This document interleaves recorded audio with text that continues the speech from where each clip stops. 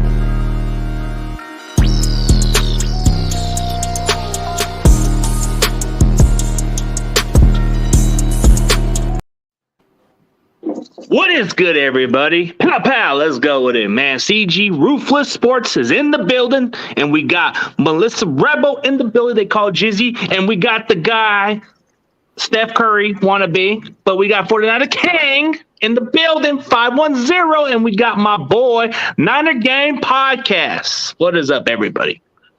What's going on, What's man? good? What's up? What's Show good? y'all this hat. This joint was hard. I got this visit in LA. Went down. Oh, that shit's hard, yeah. And then, like, if you look right there, Yeah, that's say really 49ers sweet. on that.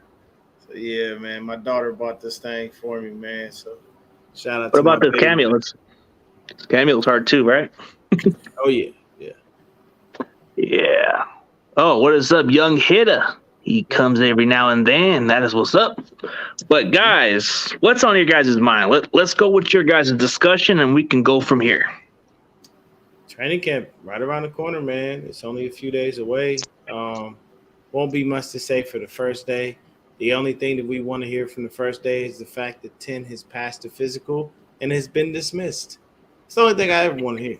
I don't want to hear anything else about him. You know, if anybody watching that loves to support 10, you go with him. Go ahead. Bye. We don't need you here. You need to support number 5. 5, Trey Lance is the man. He's ready to lead us, and there are no questions, ifs, ands, or buts about it. So, Cut that 10.5, and it's a 5, man. Let's go with Trey. Exactly. Let's go. And by no way, by him saying cut that 10.5, it's a 5, is he stating that Trey Lance is half of anything. Trey Lance is more of a quarterback than Jimmy Garoppolo could ever wish and dream. Facts. We appreciate you for your time, sir, but it is time for you to leave. Jimmy is that unwanted side chick that you got to get rid of. You know, she was cool while she lasted, but now she want to come to the front. You know, she want to be seen in public. She want to go on dates and all that. You know what you are. Stay in your positions. Now that you got out of pocket, we got to get rid of you. Yeah, the Niners are trying so hard to trade this guy. Like, this is like a used car salesman selling a damn lemon car that's so wrecked up, and they say, oh, that it runs good. Well, guess what? Jimmy's injured, so why are they going to buy into the value? It's pointless. Might as well. I mean, if you want to trade Jimmy, it's wasting cap space. We need to get to Deebo Samuel. We got to pay this guy. Having Jimmy is going to hold us back. But a lot of people are wondering, why is Jimmy still on the roster? And the media is getting the stuff twisted, man. It's annoying me. Like, you know, it gets cute for a while. But, man, what kind of stories that they have to come up with these days? Like, Antonio, man, you got to tell me what's on your mind, brother. Man, I just hope all of our guys, remain healthy through this training camp. All of them, offense, defense. And, like, I keep hearing stuff about Trey Lance in practice, like one day he's great, one day he's not. I just hope when the game starts, like when the real season starts, he's ready to go. Because I'm going to expect him to really take us to, the conference title game. Like, we got to go that far. We have that type of roster, and and I believe in his ability, so he got to do it. Like I'm not gonna make any excuse. Like I've never made an excuse for any quarterback. Like whether it's Alex Smith, Kaepernick. Like if they get the job done, they get the job done, or they don't. It's not about who's young, how old somebody is, because the win-loss record, it doesn't say, well, he was young on it. It just says wins and loss. So I'm gonna expect him to complete passes to IU, Deebo, Jennings, Kittle, and he got to be ready to rock and roll, and I believe that he will be. So, but we got to stay tuned, man, because games are won on the field, not in the newspaper, not in the media, none of that. It's on that field. Huge shout out to one of the Texans content creators. Good question. Is Jimmy still hurt? He hasn't passed his physical, so technically he's still hurt. Right, guys? Yeah, to be honest with you, from what I hear, he's pretty much ready to go. All he has to do is go into past that physical. And no, Jimmy's not worth much of anything, man. And I can tell you right now, the Texans have crazy capital when it comes to the draft to be able to go pick him up. So it's not like they hurting for picks. They got plenty of those, just from the Deshaun Watson trade. So the robbery trade, yeah. Yeah, I mean, like it's just a situation of us hearing, that same day, probably Thursday, Friday, that he's passed the physical and that he's moving on. The number one thing is just to keep him in bubble wrap until then. Don't let him throw. Don't take him if he is anywhere near training camp. Outside of that physical, don't let his ass on that field. Kyle, if you listening, please don't do it. Don't. Let Brock, let Nate, let Lance do their thing. Keep Jimmy on the sideline, even if you decide to allow him in the building, but do not put him on that field for him to get hurt, and then we stuck paying his ass $7.5 million because you guys thought that he was worth something when everybody knows he's not. Yeah, but do you actually buy that he's not going to try something? Like, at this point, Jimmy, like, there's no way in my mind that I think that he's not going to try something unless the team just flat out cut him, because it kills you. Because the thing is here's the problem. If he tries something, he's going to wind up getting himself cut. Now, getting cut gives you what, $7.5 million? I mean, shit. Yeah, injury guaranteed. Yeah. Yeah, that's injury guaranteed. But you know what that equates to in California? Probably about 3.5. Because taxes come in and take a hell of a cut.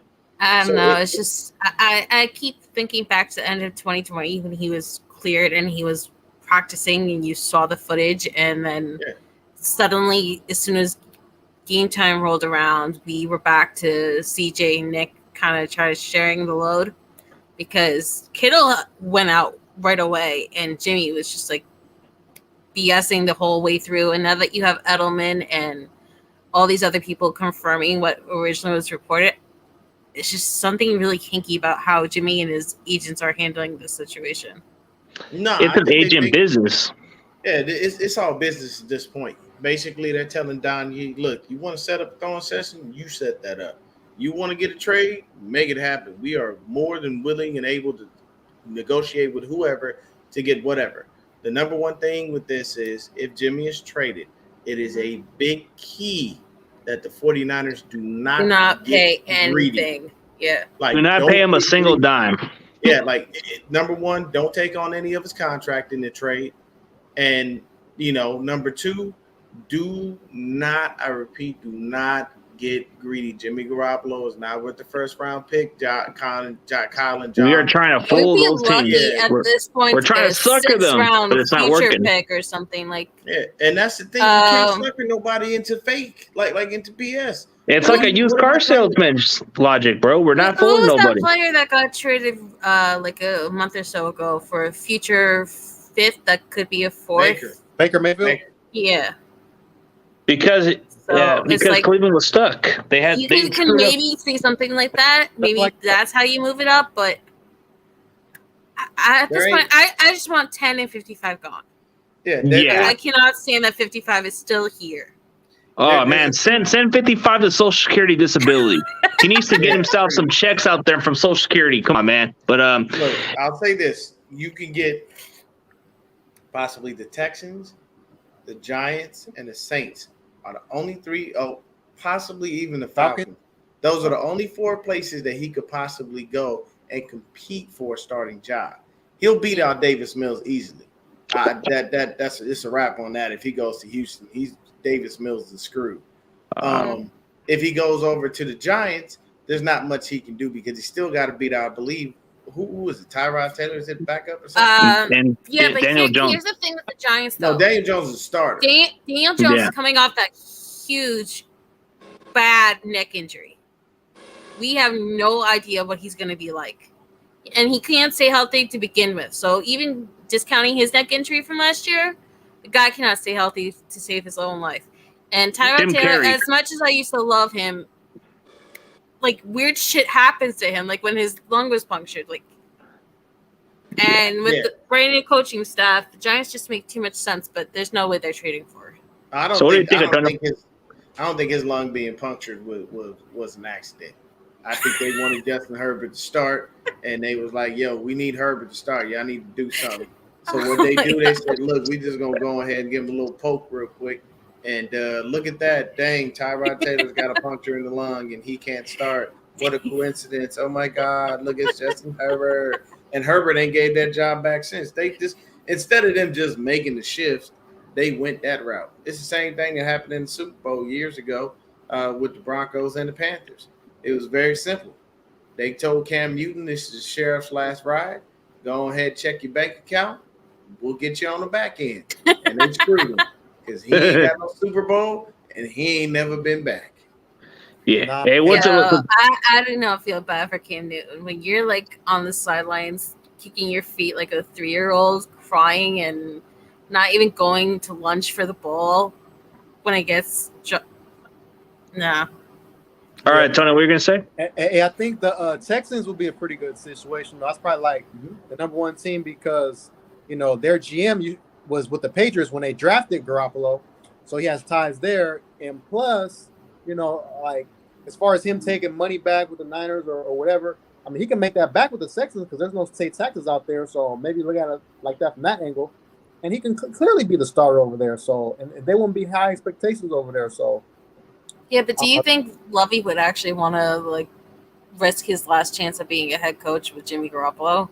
Jimmy Garoppolo has a winning record when healthy, but look at what the Texans got. Like, they got so much cap space. They got good situation. Like, Davis Mills can come just right in if Jimmy gets hurt. And then you look at the Texans, like, what is it? The AFC South to me is like, it's not that impressive division. All you have is the Tennessee Titans. That's the only good team in that division. The rest of them are pretty much like question marks. The Colts, they're very disappointing type of team in that division.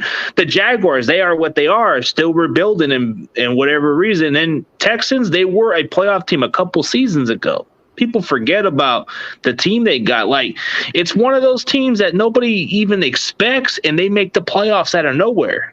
Like, the Texans, like, I get that we want to move on from Jimmy, but maybe this is a good way to sell Jimmy is to send him to Houston and say, Houston, Jimmy can win you games with the talent you guys got. Let's make a deal. How about yeah. There's that used car salesman in you again. But here's a fifth. Give us a fifth. Give us a fifth, and we can make a deal. And see, to me, to be honest with you, I wouldn't take anything less than a fifth for Jimmy Garoppolo. And I'm just keeping it a buck. Like, if somebody came to me and was like, "I'll give you a 7th rounder," I'd be like, "You got to be shitting me, man. I ain't asked you for a 1st rounder, but you got to at least give me a 5th, bro." If he gets off the roster at this point, that's all I want. Yeah, because the Texans could benefit this. Yeah, it's just taking him, restructuring his contract, and making sure that he winds up here. But, you know, give us a 5th, and then we'll celebrate it by drinking a 5th, you know? Right? Hey, I told everybody, man, I got something waiting. The minute I see that Jimmy Garoppolo has been, I don't care if I'm working, I will stop to go live on YouTube to celebrate the fact that throw champagne. Pang, like, people will look at me. I will literally go live on YouTube, and I'm gonna drop the link in the chat for anybody who wants to join me to celebrate. I'll go. But here's a good question: is Jimmy Garoppolo worth a hot dog with no bun? I disagree. He's worth a Jimmy John sandwich. Okay, there you go. I love Jimmy John sandwich. At least his value is worth that. Yeah, he can go Subway, whatever.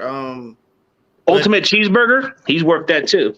Be like, hey man, you have the winning record. You know, we gotta, you know, he'll turn you guys into that too. We gotta sell them. Nah, you can't. I mean that, and that's you can't sell Houston. Everybody's been sitting there watching it. What's going on, Crazy Juice? Yeah, what's going on, man? Everybody's been watching him, and the issue is nobody called for him in the offseason. Like, nobody. all those reports that we had were lies. Because John Lynch came out and shut them all down. He's like, nobody's called for him. Nobody said anything. So my thing is how do you continually try to sell a quarterback that nobody wants? And Kyle was at the owners meeting basically asking everybody, why y'all ain't called for Jimmy? All these open quarterback spots.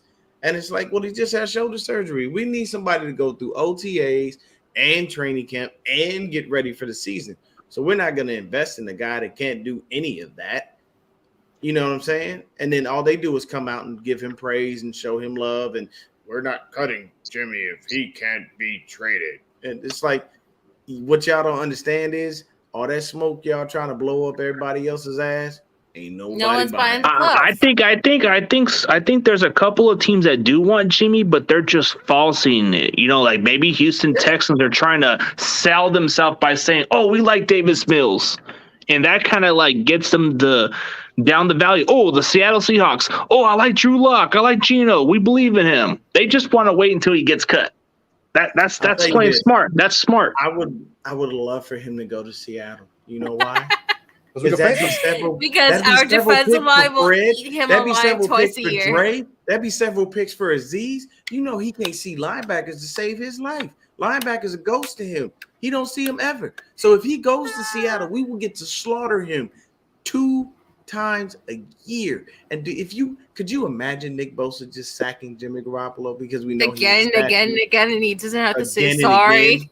And at this point, there is no sorry anymore. You're just pathetic. And they have no offensive line, so they can't even chokehold Bosa. Like, there's no way you would stop him. Like all these people, they went offensive line. All these fans, and I hate shitting on them, but the Twitter battle about how, oh, we want the Seattle Seahawks to finally be bad because now Russell Wilson's gone. Like, do you really think that Jimmy Garoppolo is going to make them a threat? Like, no. Nah, he is not like some magic maker that's gonna automatically make the Seahawks like a threat this year. Yeah, let's see what Antonio says, man. Yeah, I'm just happy Russell Wilson's out of there, man. I mean, we still got to face him on primetime this year, and I don't want to lose him again on primetime, man. Like he was our, he's like a ghost to us, man. Like he was a Nightmare Before Elm Street quarterback, man. We had nightmares about that guy. We couldn't beat him even when we had great teams sometimes. You know what I'm saying? He still had a winning record. What was it, 2 wins at all? 2018 at Santa Clara with Richie James, and 2019 in Seattle. Yeah, Russ even 2020 and 2021, when you thought they were going to be bad, they still swept us. What's good, Brandon? What'd he say? You got shout out to Brandon. I ain't hear what he say about Trey. I did not. Yeah, I might need to check out that conference. Yeah, well, they supposed to speak tomorrow. Now tomorrow, see, here's the thing, and tomorrow is going to take me right back to the same point that I've been making for months on end, and everybody hates me for it. People get mad and upset because they don't like my take on it. It's very simple. Somebody needs to ask Kyle. So Kyle, who's your unquestioned starter at quarterback? Yeah, people can shut up because here's gonna be the response. Well, I don't think I have to tell you guys that. I think you guys already know. Pull it up. Oh, pull it up. Okay, let me see. Kyle's being slimy by just not coming out and saying it. Oh, wait, let me see. Like, why is that so hard? It's slimy. Like, I love Denise, and I know Kyle's her boy, but he said it for Mullins. He said it for Jimmy. He said it for Hoyer.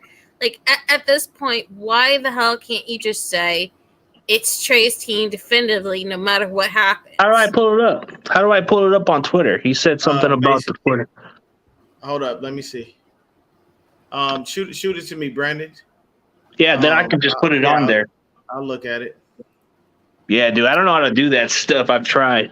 It's not like I'm still slow on technology, even though I don't go on my laptop like all the time. I actually went on my phone today too. Yeah. Laptop has been kind of like lagging a little bit. So what camp battle, Antonio, are you looking to see? Man, probably the edge rush battle between Drake Jackson, Ibukam, Charles Menahu, Kerry Hyder. I mean, that's so much depth right there, man. I wonder who's going to be that second starter behind Bosa, because Bosa, we need to get them double teams off him, And, of course, Drake Jackson's probably going to be the easy answer. He has a lot of talent, but Ibukam came on strong, and Charlie Minn, who got a lot of talent. So, Hey, let me just come right back, and I'll look at the thing, then we can show the press conference. I'm looking at it right now. I got it. If you want me to I can play it. I don't know if YouTube is on one about that. I don't think so. No, I think I can use it if it's fair play, yeah. Yeah, let me play it real quick. I'm going to put my mic over here. Let's see what's said. Want me to just put you on the full screen part? Nah, it's cool. I'm just gonna play it, so we'll hear the audio. Just mute yourselves, so that way nobody hears anything. In order to get to a certain point in this league, for all quarterbacks, you have to go through some stuff, and no matter who it is, and that's what I'm so excited about Trey, because I know there's going to be some good. I also know there's going to be some bad, but I like the situation we're putting them in, where I feel we have a team that if we can stay healthy and build a team around them, I don't think it all depends on Trey right away. Just like Jimmy in 2019, he hadn't played a lot of football, and he was coming off an ACL, and I knew I believed in him, but I didn't know how he was going to play, and it took him some time to come off of his injury. Not to mention he hadn't started many games in his career prior to that. And as he went, he had some ups and downs, some good times, some bad times, but we played such good defense around him. We had some young receivers who made some plays. We ran the ball well, and before you knew it, we were 8-0. And then he started playing really well. And he took us on a stretch in that year, leading us into the playoffs, where in that middle of the season, going to Arizona, I want to say the Rams at home, he played some of his best football, and our team allowed him to get to that point. And I see this going into this season very much to where Trey's going to do a lot of good stuff, but he also hasn't played a lot of ball. And that's why we can take him through these games and still have a chance to win each game I feel we're in, without putting him in all that stuff, because he does have a defense you can rely on. He will have a running game that you can rely on. And I love our weapons with our receivers, our tight ends. And I'm really excited about our team here, to where we don't have to go into it and just be, it will be good if I want to say rookie quarterback, because it's his first year starting, but I don't think it's going to be all about Trey. I think it's going to be all about our team, and we're going to allow him to move with our team. And the kid's made of the right stuff, and he has the ability to do it. And hope the fans are patient with him. I think our team's going to understand that we got the right type of guy, and they're going to see some real encouraging stuff out there from him early. In order to get.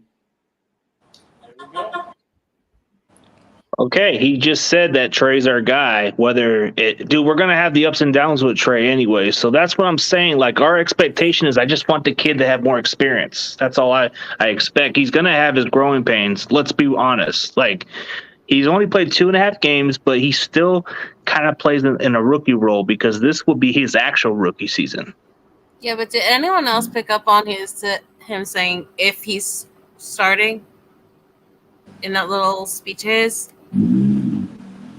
Like, he spent like how many minutes in there talking up Jimmy Garoppolo, talking up the 2019 season, and at the end of all that praise to 10, he said if he's starting. Like, I get it, Kyle, you love playing with the media and all this other shit, but like, come on, just flat out say that he's starting, and stop being like the Chicago Bears last year, where they were playing games with Andy Dalton, Justin Fields. It's like, he loves the drama. It's so ridiculous at this point. Pretty much. But he wants to keep people guessing. But Trey's our guy, so of course you're going to expect. But you're inviting more toxicity into the team.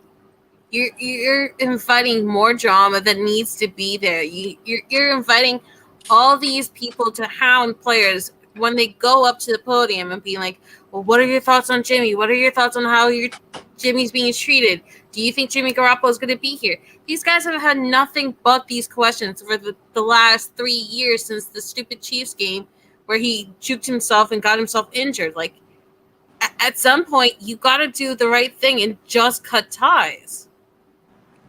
Facts. Yeah, man, just give us fans what we want and just name Trey as a starter, man, because, that's going to take away a lot of distractions. We got enough with the Deebo Samuel, and then, Bosa's contract's coming up. So it's like, man, and all these players are going on Rich Eisen show, and they're going on ESPN, and they're going to have to constantly protect Trey and not say anything bad about Jimmy yet, because they still are trying to trade Jimmy. It's just like, can we please just let it go? That era is over. Well, the players won't say anything bad about him anyway, because from a personal standpoint, they like him. They like him as a human being. And I've always said that, like, it's never nothing personal. It's just me for what you do on the field. It's not good enough. You're not going to cut it. You're not cutting the mustard. Same thing with D Ford. Fuck out of here, man. Leave, go, bye. Nobody wants you here. Send D Ford to Social Security disability. Exactly. And it'd be nice if D Ford did us a solid like Weston Richburg and retired, because then it would lower the cap hit that we have. But he ain't Instead, gonna he just restructures every year so you can milk more money off the Niners. But there's no more restructuring you can do for him. Like, he's literally done restructuring. So at this point, we got to cut him, and I don't know why we haven't yet. I still don't understand that. We're gonna cut him. It's not like he's gonna come in magically on Friday and pass a damn physical. That's all I saw about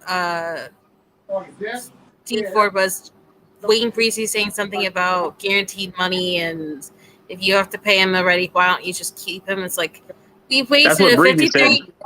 We wasted a 53 spot on Jet. We wasted one on Jalen Hurd. We wasted how many of these roster spots? We have an all-time depth right now.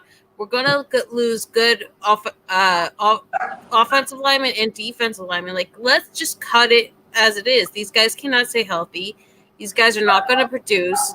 You get maybe a preseason game and maybe like a snap or two during the regular season, and that's it. Like, at the end of the day, I get it. These are good guys that you like them, you bonded with them, but this is a business, and you have to treat it like a business and get rid of what's not going to be there for you. I knew he was going to come in with some bullshit. Outside of the Dodgers sweeping the Giants, which I'm okay with because I'm a Dodger fan, I'm all right with the Dodgers sweeping the Giants. We all knew that was going to happen. But no, I did see the Rams ring, and that shit is hard. I'm not going to lie. The next ring's going to be harder. The Rams ring is stupid hard. But yeah, that's the last ring they're getting, so. Take it. He says the last one they're getting. Yeah, repeating this year is going to be a hell of a task. But for me, when I take a look at it, it's like I just want them to cut ties with dudes who aren't giving them anything in return. Like, don't waste your time with players who just are never going to be anything. Like, we had so many players here that we knew aren't going to be anything, and I think that's honestly John. He's got a soft spot for injured people because look how many injury-prone people we picked up since John. I think ridiculous. I think Pettis and Jalen for 3 straight years both on Kyle Shanahan's head because Kyle kept saying that he Hurd and McKinnon and Pettis and CJ Beathard and that worthless dude. I think it was Joe Williams. Like Joe Williams, Kyle has a history here.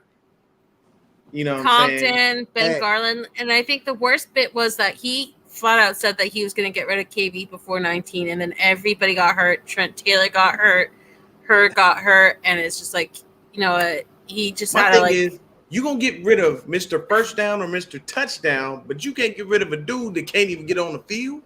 What sense are we making here, Kyle? Yeah, I need you to help. Yeah, he's got a special spot for everybody. KB did his thing while he was here, man. Much respect and much love to that dude.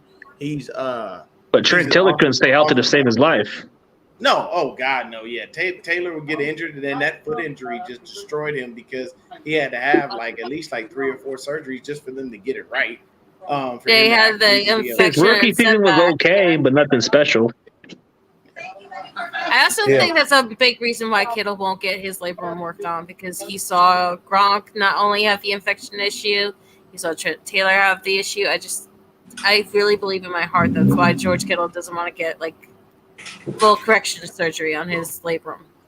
Yeah, no, he said he was going to play with that for the rest of his career, and then after that he would get surgery. He wasn't trying to fix it because of the time off that he would miss due to it. And he never wants to fall behind. Kittle's like that. For me, honestly, I'm gonna tell you right now, man. My favorite camp battle is gonna be these defensive backs.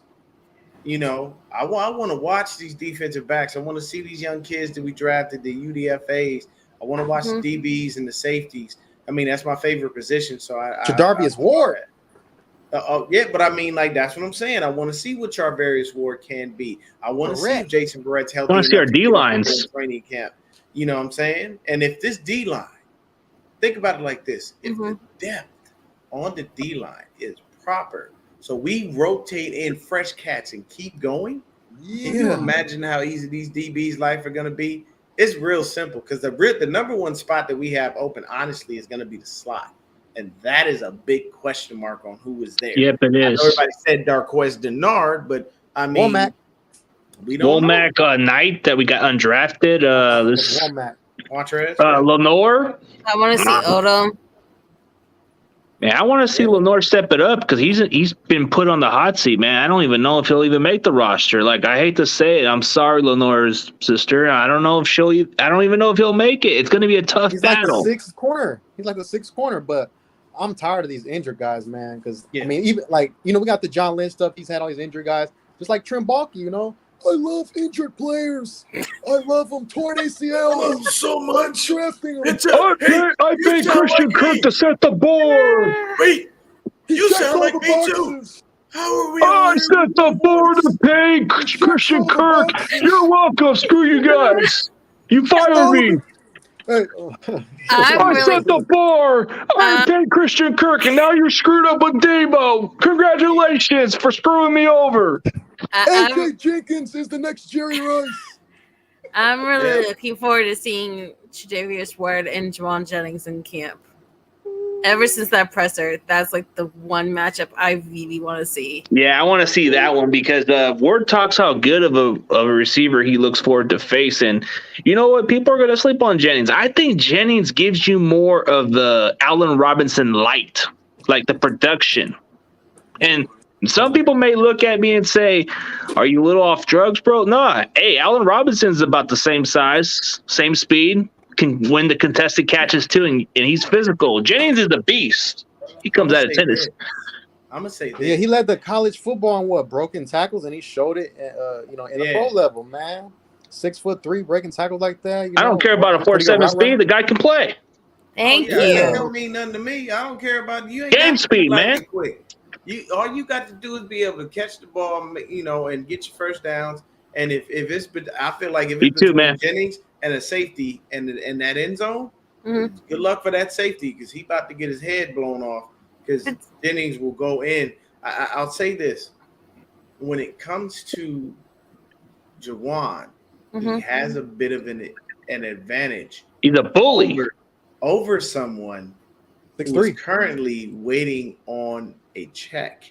If they don't sign Debo within the next couple of days, we go into training camp with Brandon Ayuk and Juwan Jennings is 1 and 2.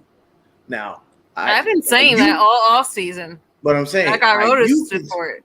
Yeah, Ayuk has already built a rapport with Trey Lance. So has Juwan. Debo has not so much. So here's Debo's more of a you wind up Jimmy getting guy. put behind the 8 ball because you don't have that rapport built with Lance, and he doesn't know how you move. He doesn't understand what you do. He doesn't understand at the top of your route if you're breaking this way or that way. He doesn't understand how you turn and move when you run your hitch or your comeback. He doesn't understand what you do on post routes. All these things come into play. And when you build a rapport with a quarterback very well, then you don't have to worry about that stuff. But the issue is if you don't, and there are other receivers on the squad that have that rapport built, you wind up on the outside looking in. And then when your playing time is diminished and you're upset, it's because you haven't built that rapport. I think about it like this. If I'm on the field and I've got Antonio and I've got Izzy, and I know for a fact I've built a rapport with them. I know what they do. I know their movement, so I can tell things. But then CG comes in, and CG is fantastic. He is an amazing player. But the thing is, I haven't built a rapport with him. So what am I going to do? In most situations, even if I'm supposed to hit CG on this play, if I see Izzy or Antonio open, I'm going that way because I can trust them because I already know what will happen. If that makes sense. If I'm going CG's route, yes, he's a great player. He's gonna make plays, but I haven't had that connection to a point where I know. Plus, that was an issue last year. The offensive linemen and everyone else said when Trey Lance was brought in for red zone or for the Lions and the Packers and all those earlier games, is that the timing was off because they weren't used to his play speed. They weren't used to his way of playing. They weren't used to his release. They weren't used to him actually looking through all the different options that were on the field and then looking back again before snapping the ball. They're used to Jimmy. They were used to Jimmy's timing. So on your point, that is part of it. But at the same time, Jawan Jennings is getting slept on because this guy came up huge for you twice in overtime last year to get you to the playoffs. Like, Yep. he's not a scrub. Like, he might not have the speed that all these people are obsessed with, but he comes up big. He's a good catcher. He can block. He uses his head wisely, like in the Jacksonville game. Like, this guy can easily be wide receiver too. You know who he is, guys? Because his body's big. He's kind of like an Allen Robinson. From a height and physical standpoint, he's a homeless man's T.O. Really? You know, like I mean, he's more like Anquan Bolden with that physicality a little bit. T.O. was a dog. He was a dog. T.O. was a dog. He wasn't. Shanahan did compare Jennings to T.O. a little bit with the mentality. Yeah, the mentality, yes, but like he's missing the prima donna phase of T.O. and he's missing the being chiseled. But he smiles. If there's one thing I can tell you, that look, man, T.O. was physically fit, and he still is. He's still like chiseled to this day. It's amazing how at his age, I think he's like 50 or 51, something like that. I think he's more like a. I think he's like a more Des Bryant-ish man. That guy can hit too. Oh yeah. Des Bryant was a full on. He wasn't fast either, but he was consistent. So and he gets wide open, like no question, wide open. Yeah, give me okay. I'm gonna go around in the circle. I'm gonna start right up above me with Izzy. Yeah. Give me your 3 running backs that make this team. 3 and only 3. Do not count Juice. He's a fullback. Dude, I would have mentioned Juice anyway because I hate that man so much. I think it's going to be Elijah Mitchell. I think it's going to be TDP, and I think it's going to be Trey Sermon because I don't think they're going to give up on him right away. Hey, Trey Sermon been looking good out there, man. He's been like working on his footwork, getting slim. He's ready. Yeah. 3-headed running back monster. CG, what you think? Elijah Mitchell, Trey Sermon, and TDP. Dang, all right. That's 2. All right, what's going on, Antonio? That's the 3 right there. Trey Sermon's going to be a great number 3 for us, man. Like, he's been looking slimmer. He working on his footwork. I like it, man. Them 3. Hey, I'm ready. You know what? It's a clean sweep. I think I'm going to tell you right now, bro. I don't see – I'm telling you, Hasty and Wilson are on the outside looking in. Yo, Dion. And it's hard, man, because you see Jordan Mason could sneak in. 3 days ago, after I watched you and PT on your pod, the day after, because it's really been humid here, so I've been like on and off sick. I was watching the Atlanta game, and I remember that first snap because Atlanta deferred the ball. Jermichael Hasty knocked it off like at the 10, 12-yard line on special teams. I know for a fact that Kyle cannot stand when shit like that happens. I really believe that's why stay in the doghouse when he does that. Matt Breida was always in the doghouse for that stuff, and I think with his injuries and the way he's been like kind of blamed for the interception in the Rams game, I think Jermichael Hasty is an easy out. Yeah, for running back.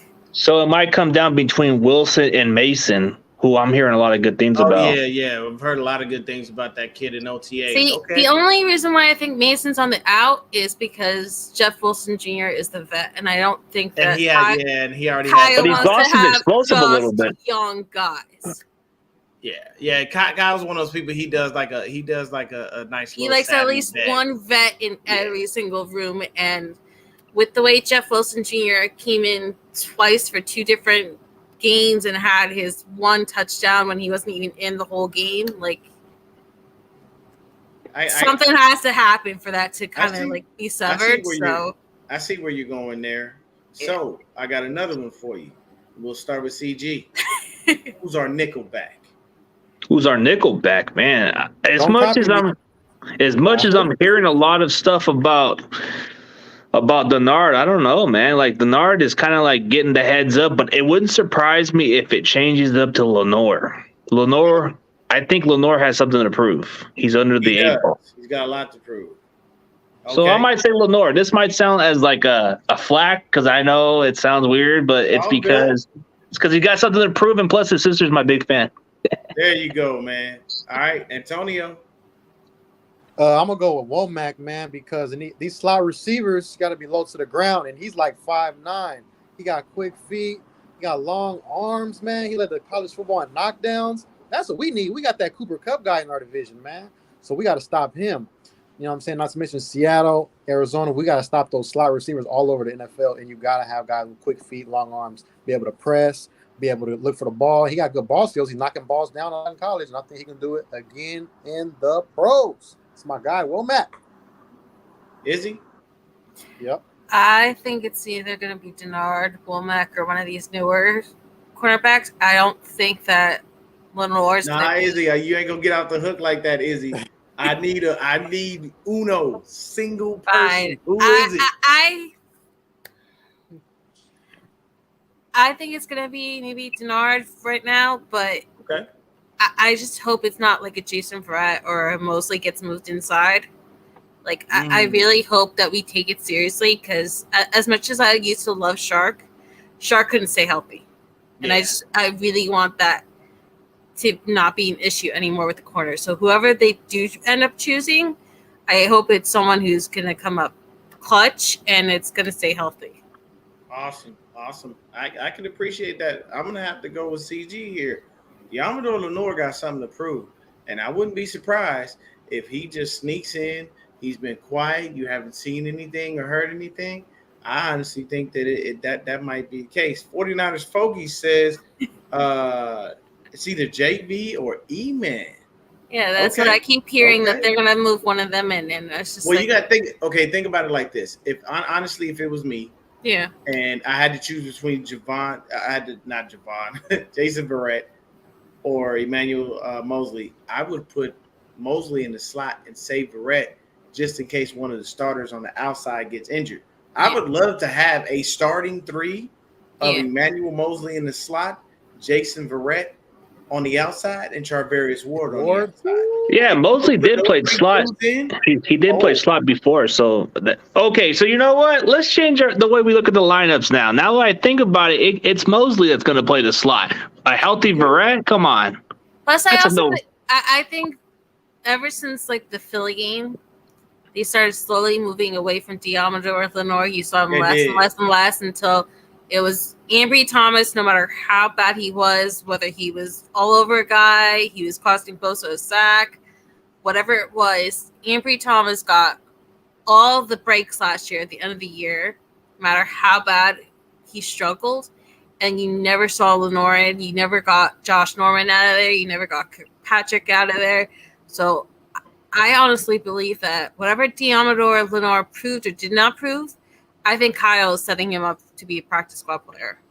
I don't know. Yeah, and that's the thing with Kyle. Like, you never know because he loves playing chess with people. He likes high-risk roles. He likes setting certain people up to be stashed away. He doesn't like showing all his hands. He doesn't like having all these guys proven.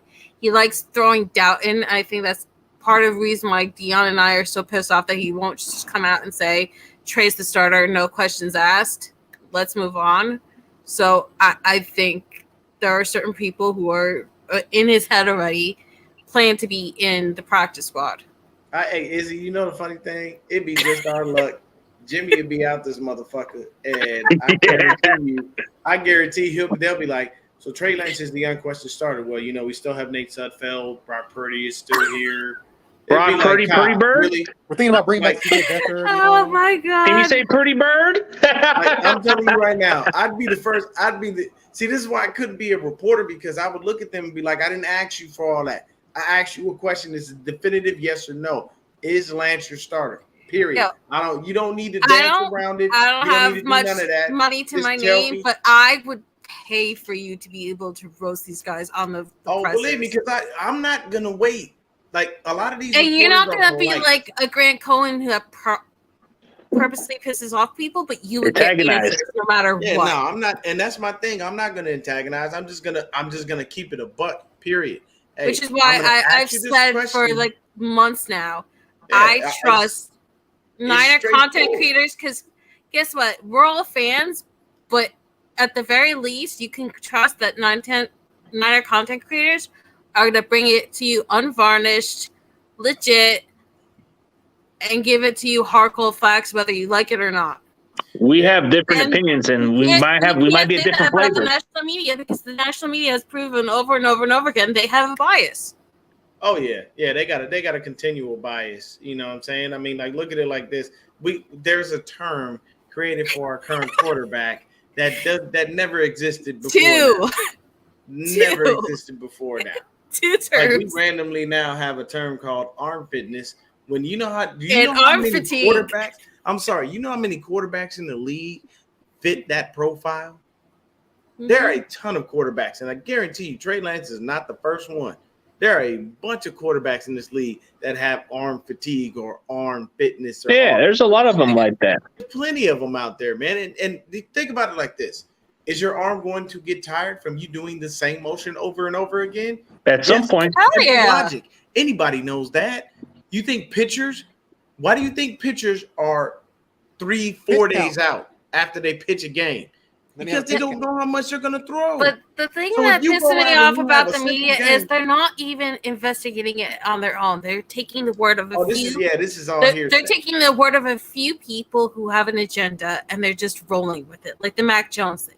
Chris Sims is close to Kyle Shanahan, so when Chris Sims said it was trading up for Mac Jones, everybody ran with it because they're tight. They have the matching tattoos. Chris Sims but must why know would I tell something. you the truth of what I'm going to do. Like- No. do you want to win or play it At the end safe? of the I day, want to and win I it. really believe, especially on ESPN, they are so effing butthurt that Adam Schefter was made to look like a fool by guaranteeing that it was going to be Mac Jones at 3.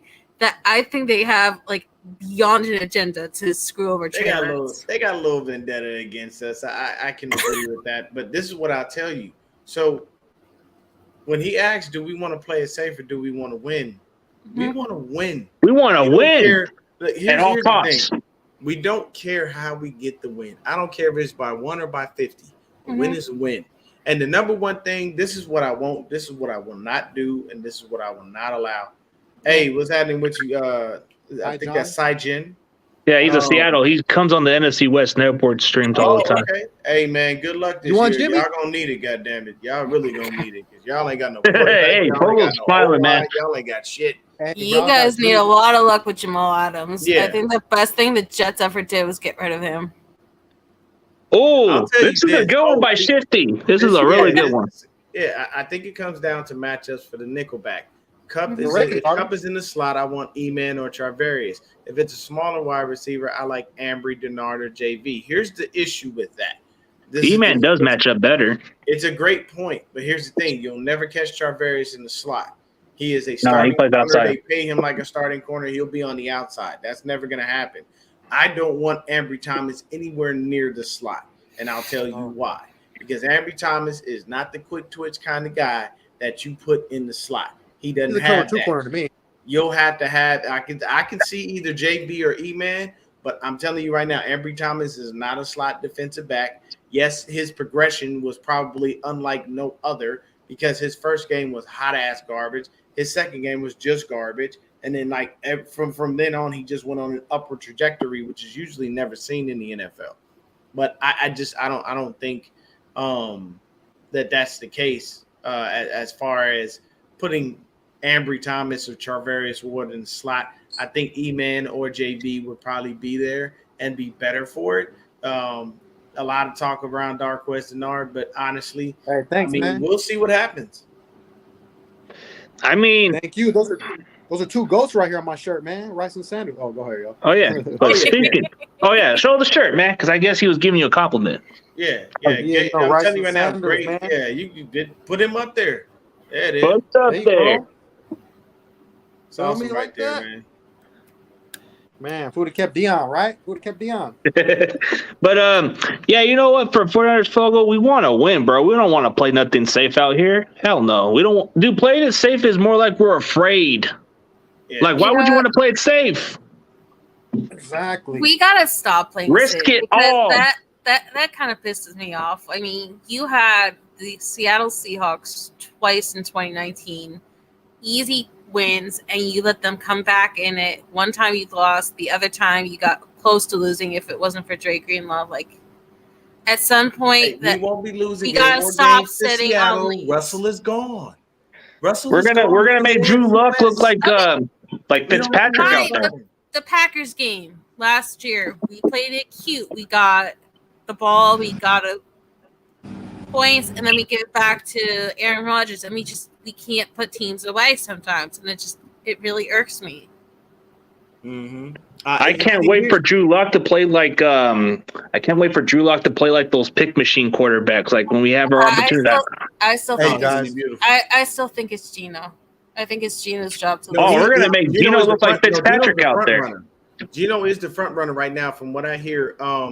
Sijin, correct me if I'm wrong. I hear Geno is the front runner out of your camp. So you can put it in the chat and tell me if I'm wrong, but I do hear he's the man. And Russ did check out a couple years ago because y'all never would give him no damn offensive lineman. It's funny when he's finally traded and he leaves, the first thing that y'all do is draft a damn offensive lineman in the first round. Should have been a long time ago. Like all they want was undrafted guys.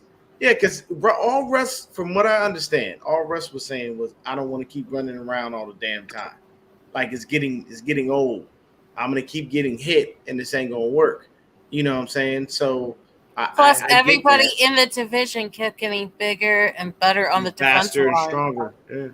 Okay, so there we go. Right now, there you go. See, good update on my guy. See, hey, this is what we can count on. I think it's like the Taysom Hill thing, where there is that experience with them winning and coming up as a clutch player when they needed someone to fill in. I think that's part of the reason why Geno is the front runner right now, because Locke hasn't proved anything to them yet.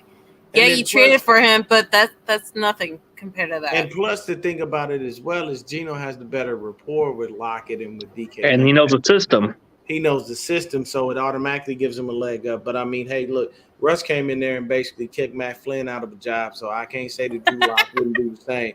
Because Russ came in and they thought Russ was going to be a project, and he basically walked in and told Matt Flynn to take his guaranteed money and fuck off. That was just literally how that happened, because in training camp, you never heard anything about Matt Flynn outside of the fact that he was cut after training camp because he was taking money. His job. Here's the thing. Wasn't Matt Flynn solely brought in because of the Lions game on Thanksgiving? Yep. Yeah, he was brought in off like maybe 1 or 2 games for the Packers. And they backup product. One Thanksgiving game where he laid out the Lions, and that's exactly what I'll tell you right now, there's 2 people, Matt Flynn and Brock Osweiler. Oh yeah, those were the trickery ones. Both of them got broke off for doing much of nothing. And I can tell you this, I met Brock Osweiler in real life before he actually got drafted to the Broncos. I ran the Pat Tillman run. Yeah. I ran the Pat Tillman run, and it starts at ASU and stops at ASU. Yeah. A little 5K. So basically, when you came into the stadium, all of the players from ASU were there to greet you. Basically, kind of give you a little high five, keep you pumped up, stuff like that. And he was there. And the first question I asked him was, hey, have you heard anything from anyone? Do you have any interest? I'm curious. And he said, between me and you, Denver. And what happened? He went to Denver. He played just those few games. And who was it? The Texans threw all that money his way. Yep. And it was very simple. See, the one thing that people forget is guaranteed money is why players get upset and why they fight so hard. This is why Debo is fighting so hard. Because for guarantee money. He wants guarantee money. It's not even about the longevity of your contract or none of that. It's about guarantee. Brock Osweiler was stupid, though, because they were going to have him as their starter right after Peyton retired. And he went and said to them, I don't like that I got benched for that dude. It doesn't, but there are so many quarterbacks that would have been benched for Peyton Manning at that point. Like, come on, guy, you gotta. But that young man still made out like a bandit. I'll tell you another person who robbed the NFL blind is Sam Bradford. That man ain't never had a contract. That's never been. It's the injury. 2 big contracts. It's the injury. That's it. He was good. He had 3 contracts. Okay, so he had his first one before the new CBA. So his first one with the Rams was like 63 million. Yeah. Then the next contract, every contract after that he has ever had in the NFL has always been in the double digits of millions, in between 10 to 20. Wasn't he And the you quarterback that changed the rules for? Yes, that he Yeah. was the reason, because the vets in the league were getting Man, upset. Bradford was a pimp, man. Come on, he was taking money, bro. Come on, the OU pimp. Give me all That that dude money, knew how to man. take money. I'm not mad at him. Go ahead and get your bread, young blood. Get your bread. But here's the thing. You know who doesn't get enough credit for robbing teams But when he blind? stays healthy, Kirk he's not that bad. You Okay, remember when Kirk, he got yeah. all that Oh, yeah. guaranteed Oh, money yes. for The Minnesota? first guaranteed I don't- money guy. Hey, I don't care what nobody says. 84 million? Ooh, paid him yeah. I You're like not that. For an average quarterback, You're not getting.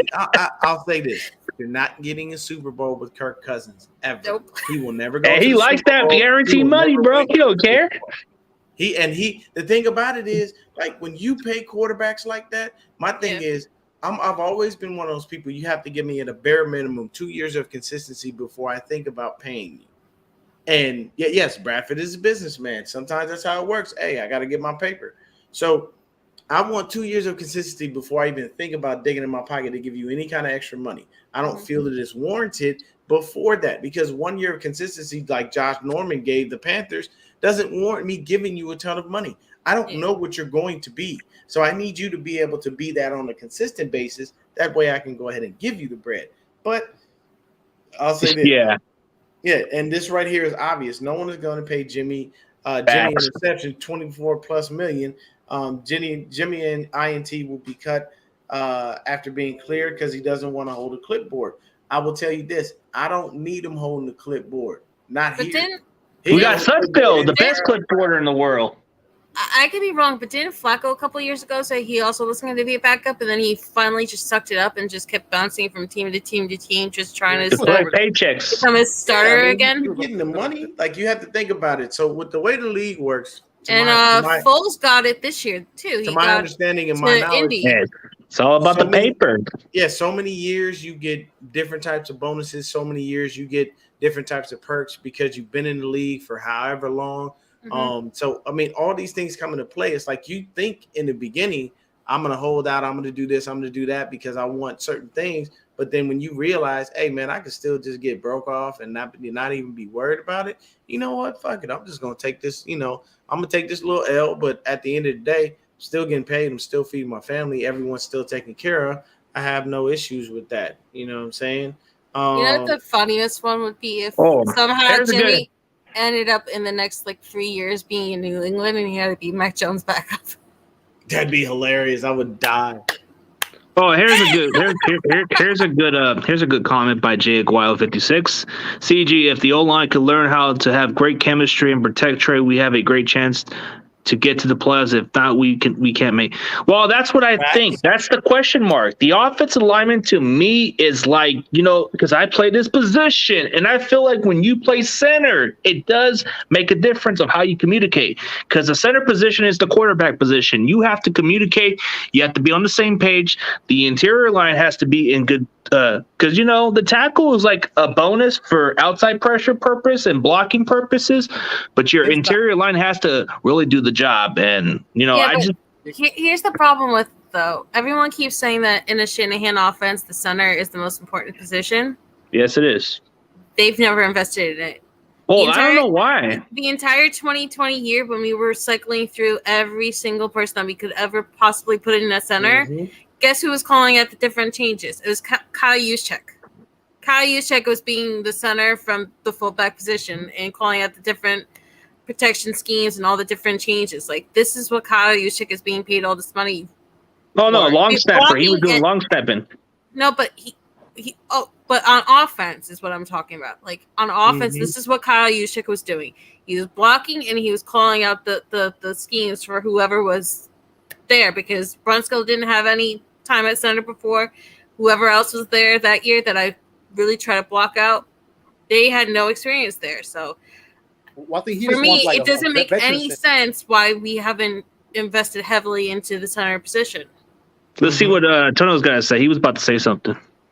Well, they like to get vets at the center position. They don't like to draft young guys, even though there's been times where I wanted them to draft a center, but You know, he Mhm. wants that veteran in the room. You know what I'm saying? Like we had a lot of great centers in our history. Jeremy Newberry, Sapolo, you know what I'm saying? Jonathan Goodwin. You know, Goodwin was a veteran. We signed him from the Saints. I remember, you know, to go with our young offensive linemen, we had Anthony Davis, Upati, Alex Boone. You know, Joe Staley wasn't too old then. So, you know what I'm saying? Like he was right there in the middle handling all that. So that's what he always kind of wanted. You know, as a vet guy. So, and like I said, we got Aaron Did- Donald in our division. So we need that center to get that push, make sure he Didn't don't we let have a field. Jonathan Goodwin go to Miami right at the beginning of Shanahan's tenure here? No, Yeah, no, because- that was Then he Daniel became a- Kilgore. Oh, Kilgore. Yeah. Oh, that's Kilgore. right. That was Kilgore. Even though, see, the thing you guys say we don't value center, but I think Shanahan values the veteran experience. Like some of the guys that we bring in, they're not the flashy one. Like, okay, like we paid for Richburg, which we thought he was a coveted center Please do position, but not he never mention said, us bringing in giant players. yeah. I want to punch my father in the nose repeatedly every time we talk about a single giant player who came here. Okay. So, I love my okay. father, but he pisses me off. Yeah. He always brings up Kyle Williams, and he always brings up Manningham and Jacobs and how much we paid those two assholes. Hey, Oh, I wow. thought about it just now. I heard this on Breezy's show. Shout out to Nitty Gritty Niners. I guess there's some interest from OBJ in us. I've heard rumors during the No, draft. we don't need that receiver. I don't buy it. Another injured guy, huh? Just Yep, we need that's another right, man. That's right. A You wild. know where Odell Beckham's gonna end up being, where he didn't go last year? He's gonna end up becoming a Packer. Who? Or a Chief. Odell Beckham is gonna become a Packer. I think Well, he would Oh, need that could be because I'll Rodgers tell you could push this. for it. Think about it like this, and I'll Mhm. just hear me out, because I'm not going to stick on another team for very long. If you put Odell Beckham Jr. Uh-huh. and Christian Watkins out there, and if the Packers pull their head out of their ass and just give They can be Amari good. Rodgers, just give him the slot, Yeah, but Dan, that's it never would gonna be a happen. nightmare to deal with, because you already know what OBJ is if he's healthy, and Christian Watkins can definitely develop, and Amari Rodgers has just been sitting on the bench rotting away. And he's I'm going to telling keep you right- rotting away just like Jordan Love. Because And I'm telling you, my brother is cheesehead, so I deal with this nonstop, 24/7, Yeah. 365. Okay, so Aaron Rodgers, when he was asked about his receivers, he mentioned every single vet, Sammy Watkins, Alan Lazard, who's sitting out or was sitting out. He mentioned Randall Cobb, who can't stay healthy to save his freaking life. He mentioned every vet, and he left off Watkins, and he left off Amari Rodgers. Like, everybody in the media keeps saying that the Packers have to invest in young receivers, but Aaron Rodgers does not want to train another young receiver. yeah. So these guys are being drafted there, and they're going to sit on the bench just like Jordan Love, and unlike Jordan Love, they don't deserve it. Well, This is a really good question. So that's a tricky one. That's a tricky one. I want to throw this to everybody else, because Mhm. I already know my answer to this question. But go ahead, CG, fire away. Well, to answer this question, the if, which it's not going to happen, I believe we're going to make the playoffs. But if it comes down to 9-8, I wouldn't say it's a disappointment for his tenure, you know, for not having a winning season as an overall head coach. But I don't think he's going anywhere, despite what anybody thinks, because he gets another year to develop Trey. So he has another year, and they give him a guaranteed contract extension. So I just look at it more like, yeah, he would be a disappointment, but he ain't going nowhere. What do you think, Yeah. Antonio? I mean, it will be a little disappointment, but I think we're gonna be, 12-5. I think we're gonna go all the way, to be honest. So, but like I said, man, Jim Harbaugh has a winning record, and he has no Super Bowl, so that's that's a failure. Like, I don't care how many conference title games you go to, you gotta have some Super Bowls. So he got to get that Super Bowl. Ain't no thing without that ring. And I mean, think he can deliver it. 2 winning seasons. If it were to be 2 winning seasons in 7 seasons, that is a bit disappointment. Very. What do you think, Izzy? I hope Denise doesn't listen to this because she's going to hate me for this. I still hold a grudge against Shanahan for practically sacking us with an 0-9 start to his tenure because he was waiting on Kirk Cousins, even though he went above and beyond to trash not only the Snyder family, but everything to do with his former team because of his father. And yet you were expecting them to give you your prize quarterback. So I think the very fact that he shackled us from the beginning pissed me off. And the way that he kept giving Nick Mullins every single chance in 2020, when you saw the CJ Beathard, maybe he's not a great quarterback, but he could do a lot and he came up big for you when he was given the ball in like 5 minutes or whatever last minutes in the fourth quarter. I just have a big grudge against Kyle Shanahan, and I don't see us not being at least at the bare minimum, at least a 10-win team. But at the same time, Shanahan has this weird thing with his doghouse and having to bring in everybody he's ever worked with from Houston and Atlanta and the football team and everywhere else. It's just, we already went through the whole Shanahan 2 thing and the Shanahans and all the other stuff last year. Fans have a right to be pissed off and call him out on his bullshit because at this time it is bullshit. And to keep playing these games with Trey Lance, it's just, for me, I like him. I think he's a really good coach. I think he's a really good play designer. It's just, he doesn't have a killer instinct, and all his other BS, I don't know. It's just, I'm not the biggest Shanahan person. Yeah. All right, guys. We're getting to the end of the show. We can definitely put on the. Oh, wait, what were you going to say? You were going to say something. Oh yeah, I'll just say this. I've been watching Kyle since he got here, and I do agree with Izzy by him not drafting a quarterback and basically putting us in a bind that first year. This is how we wound up with Jimmy Garoppolo because he was waiting on his then boyfriend Kirk Cousins. For me, yeah, that would suck if he went into, a 7th year as a head coach and you still aren't above 500 in an overall record. And that'll just reinforce the whole Kyle can't do anything without Jimmy storyline. It's just. Yeah, and I've said this before and I'll say it again. Any other head coach with his current record would have been fired.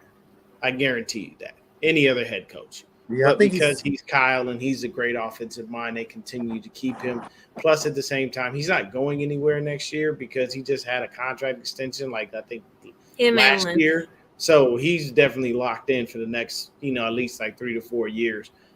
So personally, I would hate that, but I don't believe that. I believe we're going at least 12-5 or 13-4. Mm-hmm. I don't see us losing more than that.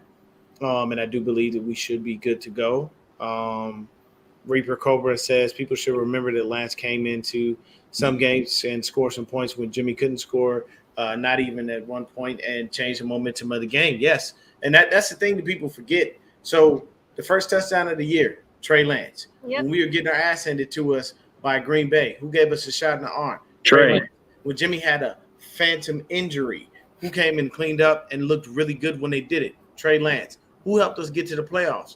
Trey Lance. So all of you people out there loving and Jimmy, Trey always takes the blame onto himself. He does not blame his coach. He does not blame the players. And he was a 21-year-old kid. When other kids are out there trying to drink up their lives because they're finally legal, this kid is showing so much poise and maturity. Whereas when Jimmy Garoppolo's near 30 and keeps throwing anybody and everybody under the bus and only thinks of himself. So, as we pointed out, Jimmy threw 8 passes at most at the Packer games. Like, can we really stop this whole thing that Trey can't throw 8 passes and still win a playoff game? That's this year. He gotta win. I'm kicking to you, CG. Yeah, guys. I gotta get going pretty soon. But what were you gonna say, Antonio? You can say one last thing before I end it, man. Yeah, man. Holmes is 27. My favorite player. He got Solomon Thomas. I'm like, oh, that's. You're breaking up, but God. Yeah, you breaking up, and it almost sounded like you said your favorite player was Solomon Thomas. No. Patrick Mahomes was. He was my favorite player in that draft, man. Solomon Thomas looks pretty decent with the Raiders now, but You know, Mahomes was that dude, man. Special talent. You know, but yeah, man. Niners training camp this Saturday. I'll be there. Can't wait. For sure. Let me give you guys the last intro so you guys can end on a high note.